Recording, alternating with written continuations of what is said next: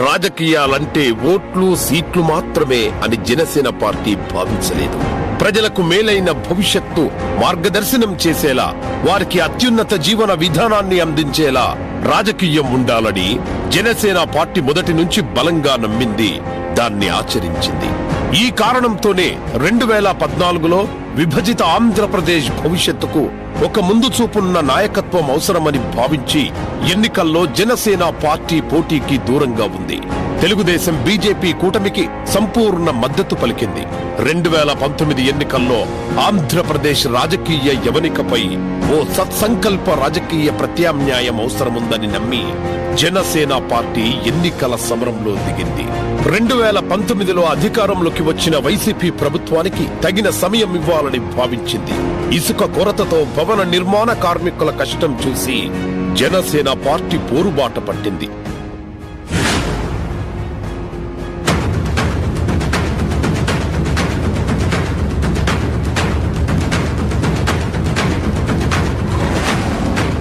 అప్పటి నుంచి నిర్విరామంగా వైసీపీ అరాచకాలపై అలుపెరగకుండా వివిధ మార్గాల్లో పోరాటం చేస్తూనే ఉంది. ప్రజలను పీడించే పాలసీలపై, పట్టని ప్రజా సమస్యలను వైసీపీ పాలకుల దృష్టికి తీసుకెళ్తూనే ఉంది. వైసీపీ నాయకుడి నియంత పాలనతో ఆంధ్రప్రదేశ్ తిరోగమన దిశలో ఉన్న సమయంలో రాష్ట్ర భవిష్యత్తు గురించి వచ్చిన ఆలోచనే ప్రభుత్వ వ్యతిరేక ఓటు చీలకూడదు, ఏ చిన్న అవకాశం వైసీపీకి మళ్లీ ఇవ్వకూడదు అని సంకల్పించింది. ప్రజల పక్షాన నిలిచి పోరాడుతూ వారి కష్టాలను స్వయంగా వింటున్న పవన్ కళ్యాణ్ గారిపై వైసీపీ పాలకులు కత్తిగట్టారు. అందుకే జనవాణి కార్యక్రమం కోసం విశాఖ వెళ్లిన పవన్ కళ్యాణ్ గారికి అడుగడుగున ఆటంకాలు సృష్టించారు, హోటల్ గదిలోనే నిర్బంధించారు.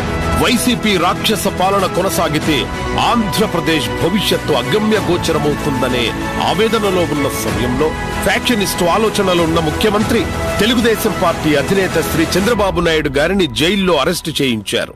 ఈ అక్రమ అరెస్టును పవన్ కళ్యాణ్ గారు ఖండించారు. అదే రోజు మంగళగిరి కార్యాలయంలో పార్టీ సమావేశానికి వస్తున్న పవన్ కళ్యాణ్ గారిని రాష్ట్ర సరిహద్దు నుంచి అడ్డుకోవడం ప్రారంభించారు. సుదీర్ఘ రాజకీయ అనుభవం ఉన్న శ్రీ చంద్రబాబు నాయుడు గారిని రాజమండ్రి జైల్లోనే కలిసి పరామర్శించడంతో పాటు జనసేన తెలుగుదేశం పార్టీల పొత్తు అవసరమని భావించి జైలు వద్దనే దాన్ని ప్రకటించారు. మొన్నటి దాకా ఏ నిర్ణయం తీసుకోవాలా ఉంటే బాగుంటుందని చెప్తున్నా. ఈ రోజు నేను నిర్ణయం తీసుకున్నాను. జనసేన తెలుగుదేశం కలిసి వెళ్తాయి వచ్చే ఎన్నికల్లో. ప్రజాస్వామ్యంలో విపక్షాల పాత్రే కీలకమని బాబాసాహెబ్ అంబేద్కర్ అంటారు.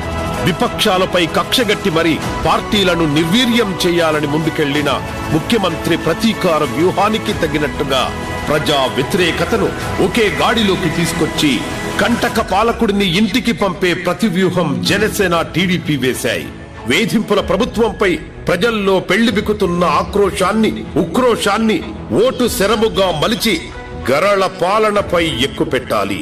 వ్యూహం సేనానిది, దాని ప్రతిఫలం రాష్ట్రానిది.